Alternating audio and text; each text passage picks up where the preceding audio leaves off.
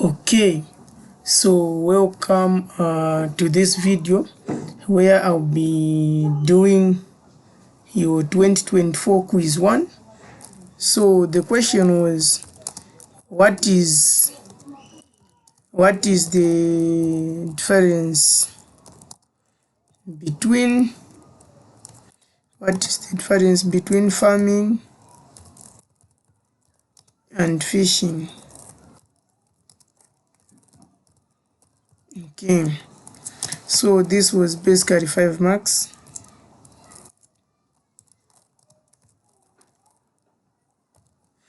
Like that. Okay, so the question was, what is the difference between farming and fishing? So you were doing types of cyber attacks, lecture 1 with Mr. Chishala. Okay, so let me start explaining something. So first of all, on the YouTube channel, you can go under podcasts, then you find this cryptography physical classes by Mr. Chishala, which is a podcast. So basically, all the classes you'll be having are being recorded by some people in the class, so later on they are being uploaded on this same podcast. Okay, so now let's go back to the question. The question was, what is the difference between farming and fishing? So I'll start with farming. Okay, so imagine if you want to go to a website such as KMU, the one we know for our school, which is Kapasa Makasa University. So basically, when you go to a site like this, first thing that will be in your mind is that this site you are seeing is legitimate, or it's the actual site you want to visit. But sometimes hackers might tend to write a script or a code in the DNS server such that whenever you click on a certain link, especially when that link was sent to you, for example, this link for KMU was sent to you, then you click on it, it will redirect you to a page which looks like this. It looks authentic, but in actual case, it's not authentic. So what hackers will obtain from this type of attack is that when you go maybe on your student portal, you enter your student number like that, then you also enter your password like that, then you try to log in. This information will be captured. So this information will be captured to your to that attacker. You think that you have entered the actual student portal for Kapasa Makasa, but in actual sense you have logged in on a fake website which is obtaining credentials such as usernames, passwords, if it's for the bank, including the bank accounts whatsoever, so they can steal confidential information with this. Especially this type of attack is used to attack banks.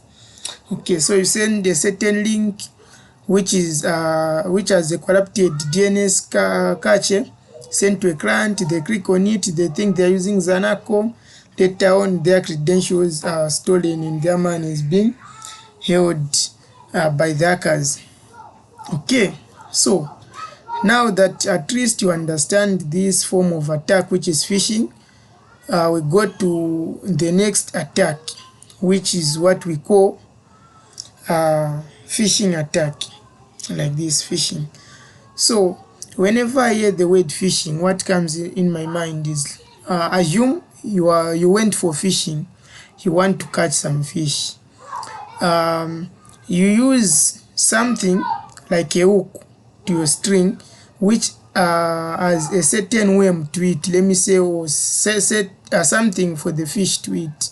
So once it's in the water, the fish will get attracted, assuming that it's eating the actual food, but in actual sense it's something which is harmful to it, and it will be caught like that. So same applies to phishing. So phishing is a type of attack which is commonly used in form of emails. So here is my email address, as you can see. This is my Gmail. I'm accessing it through my account, which is Soko James. Okay, so attackers might try to steal my confidential information such as passwords, but how? Let me say they know that I'm a user on Facebook, so they would try to send me fake emails trying to impersonate Facebook. Maybe they will say you are receiving this message from Facebook because your password was changed by someone else.